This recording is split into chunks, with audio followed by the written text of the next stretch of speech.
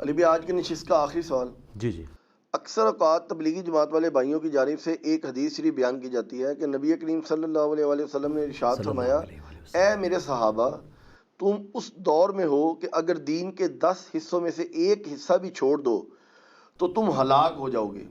لیکن بعد میں ایک زمانہ ایسا بھی آئے گا کہ اس وقت جو کوئی بھی 10 میں سے صرف ایک حصہ دین اسلام پر عمل کرے گا تو وہ نجات پائے گا. کیا یہ حدیث صحیح ہے؟ دیکھیں جی، اس حدیث کی صحت کے اوپر اختلاف ہے، لیکن یہ اپنے تھیم کے اعتبار سے یہ بات بالکل ٹھیک ہے.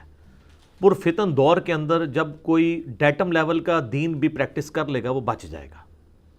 ٹھیک ہے، یہ حدیث نہ بھی ہوتی نا، اس کے بغیر بھی ہم یہ کہنے کو تیار ہیں کہ آج کل کے جو لوگ ہیں ان کو تھوڑے سے عمل کے اوپر بہت زیادہ اجر مل جائے گا، کیونکہ انہیں بینیفٹ آف ڈاؤٹ ملے گا، کیونکہ پیغمبر کی صحبت نہیں ملی.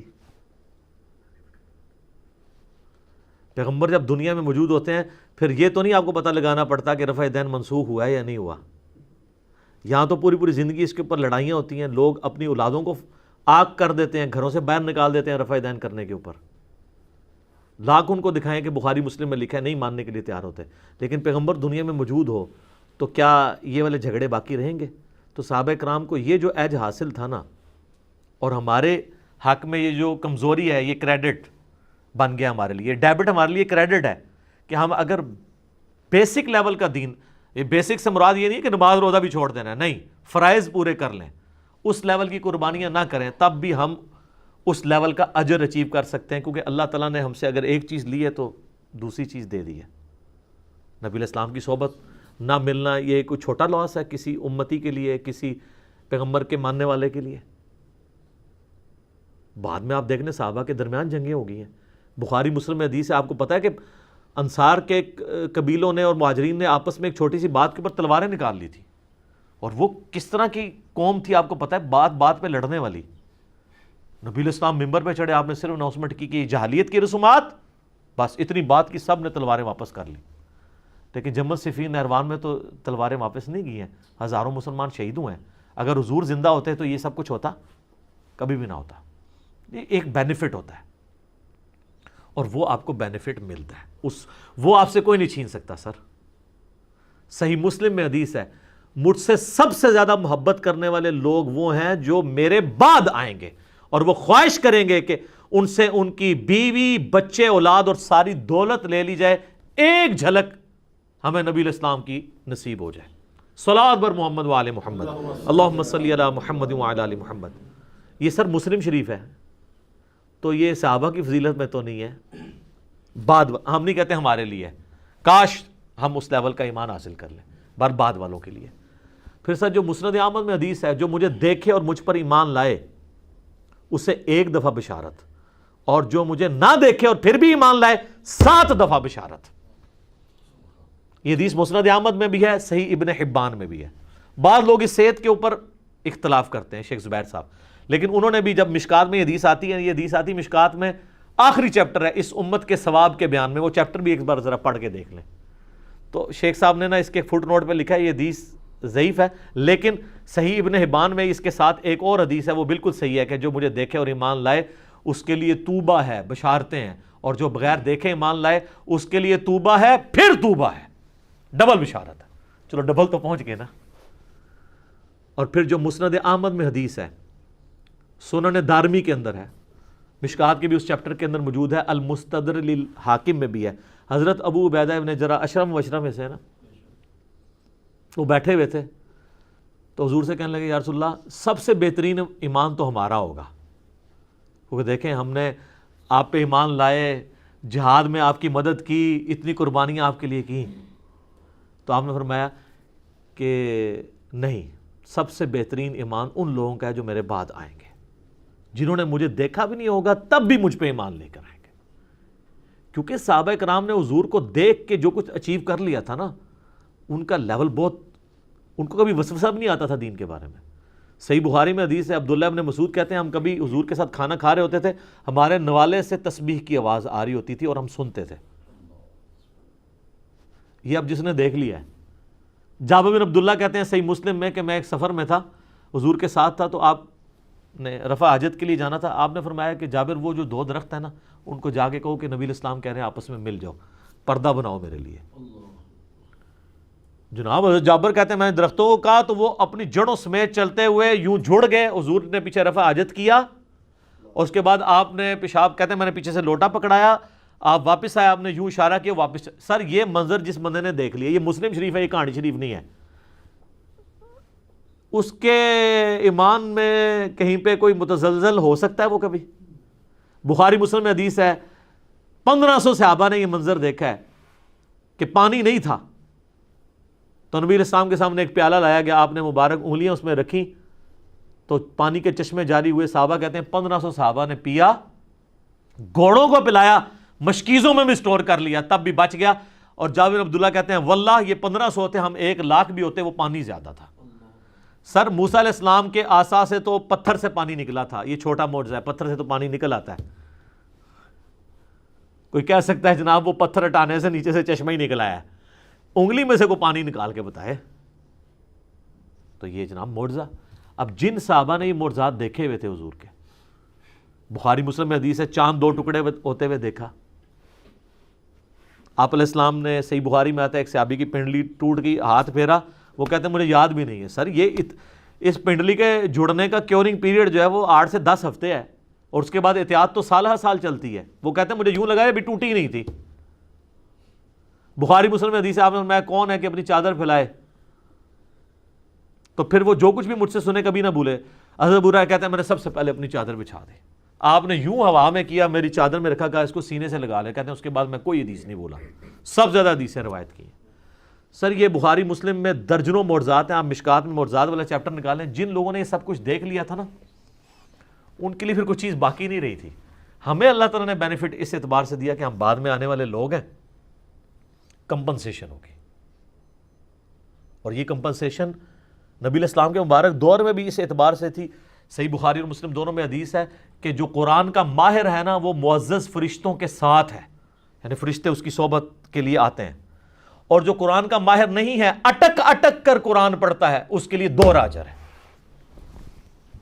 یعنی حافظ قرآن سے زیادہ اجر اس کے لیے جسے قرآن پڑھنے میں تردد ہے. یہی بات میں نے ایک دفعہ کر دی تھی تو مولویوں نے کلپ بنا دیا, یہ کہہ رہا ہے جی صحابہ سے زیادہ اجر ملے گا.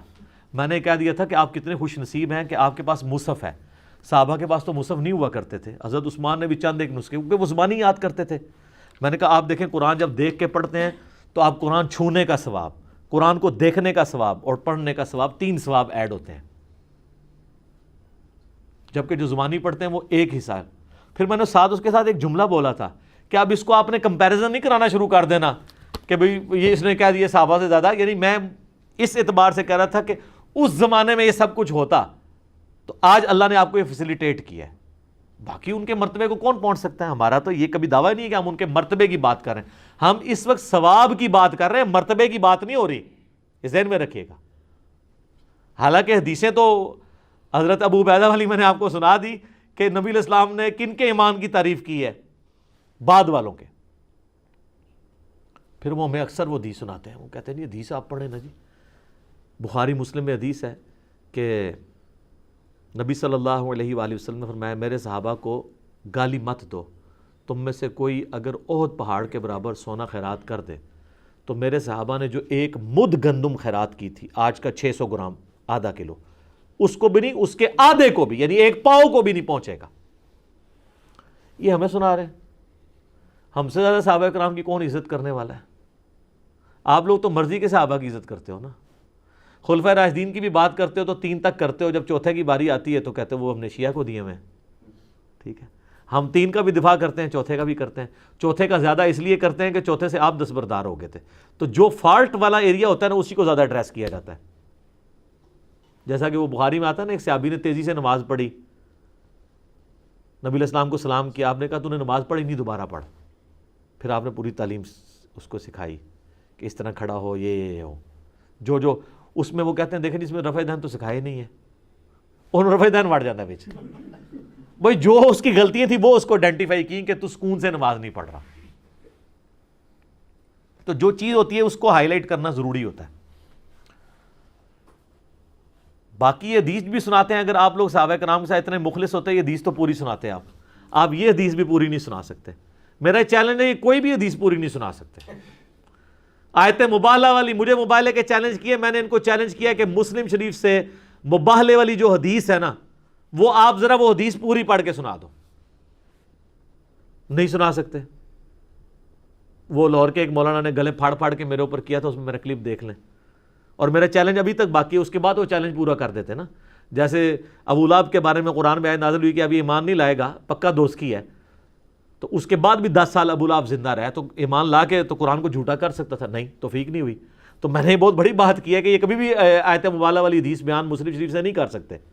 اس میں تو آ جائے گا کہ سب و شتم ہوتا تھا حضرت علی کے اوپر، وہ کیسے کور کر سکتے ہیں؟ نہیں کر سکتے. یہاں پہ بھی نہیں. یہ سر پوری حدیث مسلم شریف میں 6488 پوری حدیث اس طرح ہے کہ عبد الرحمن بن عوف اور خالد بن ولید کا جھگڑا ہوا، تو عبد الرحمن بن عوف کو خالد بن ولید نے جذبات میں آ کے گالیاں دے دی. نبی الاسلام تک شکایت پہنچی تو آپ نے حضرت خالد بن ولید کو ڈانٹا اور کہا کہ تم میرے صحابہ کو برا مت کہو، اب تم لوگ احد کے پہاڑ پر بھی سونا خیرات کر دو نا.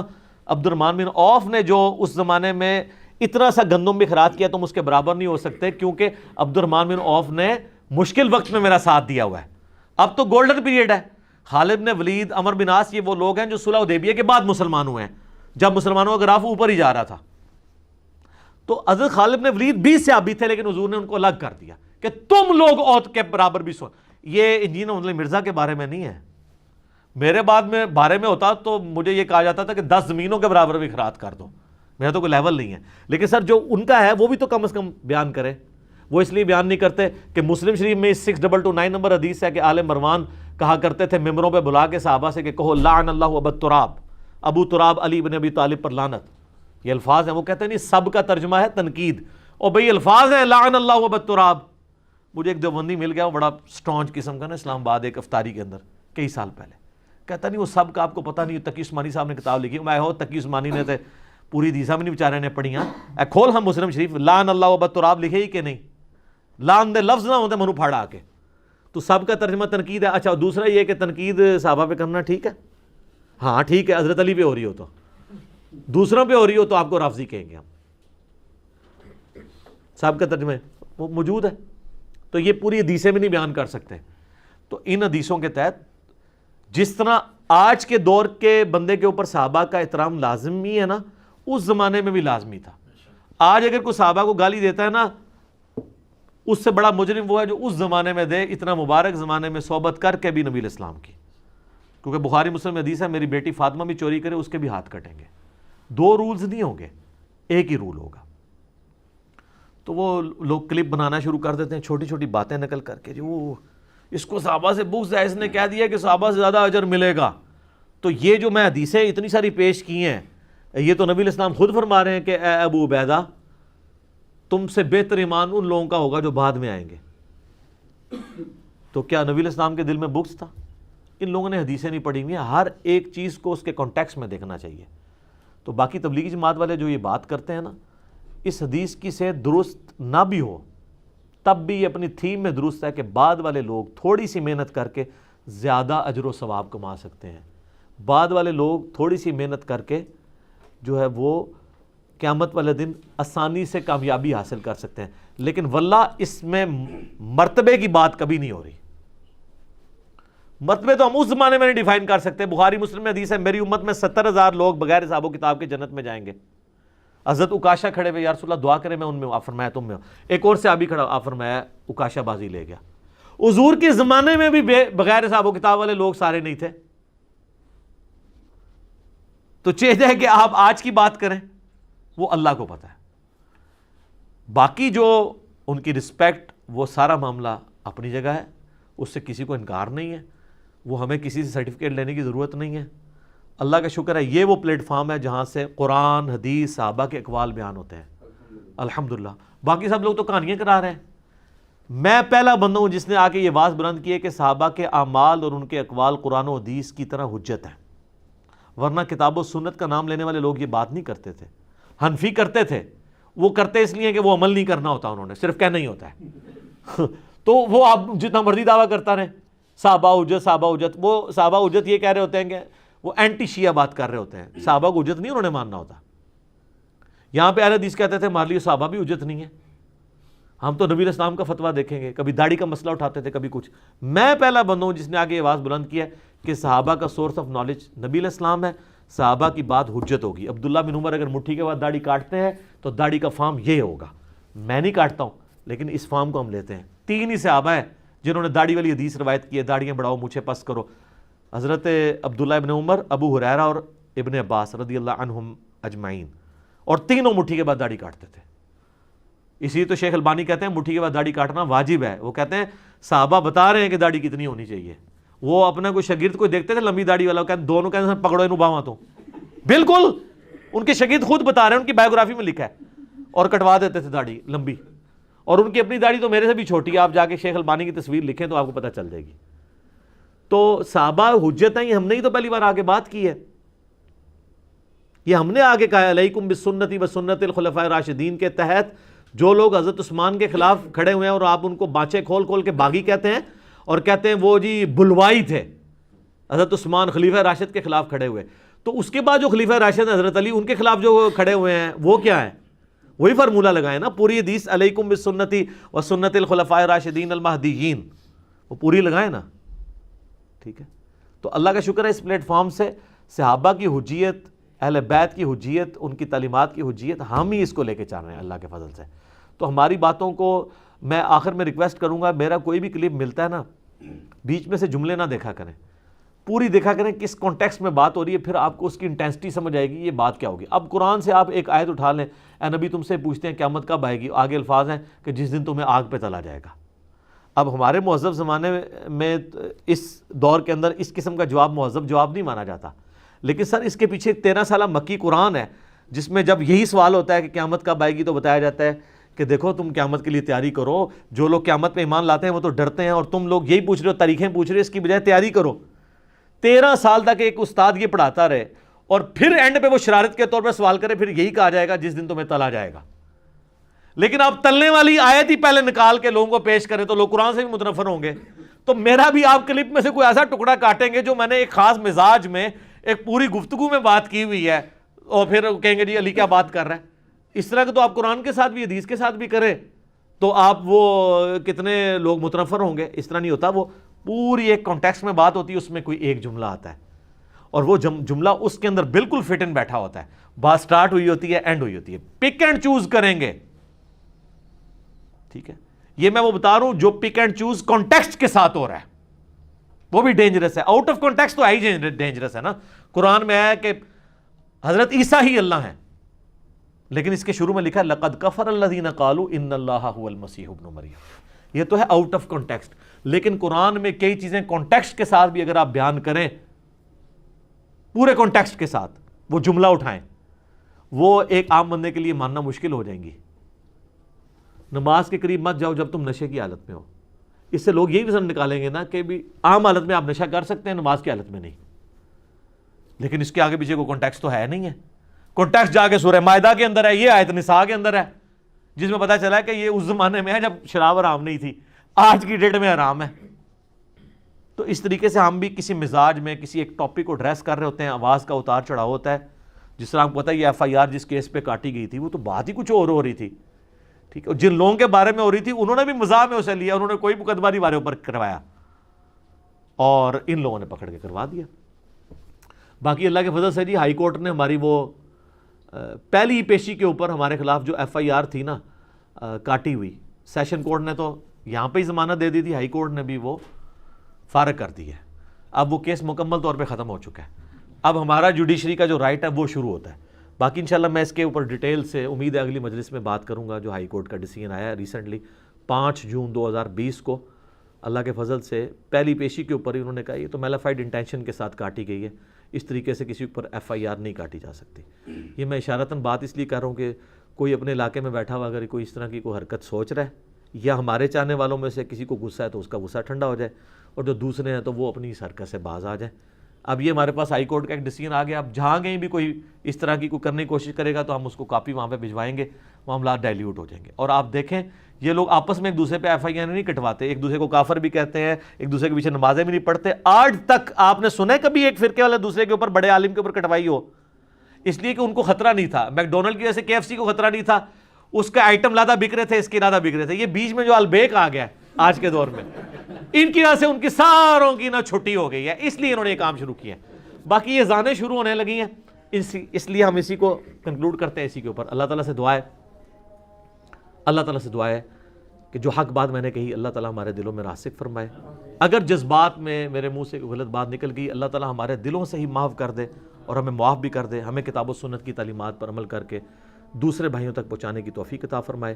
سبحانک اللہم و بحمدک، اشہد ان لا الہ الا انت، استغفرک و اتوب الیک، وما علینا الا البلاغ المبین. جزاکم اللہ خیرا.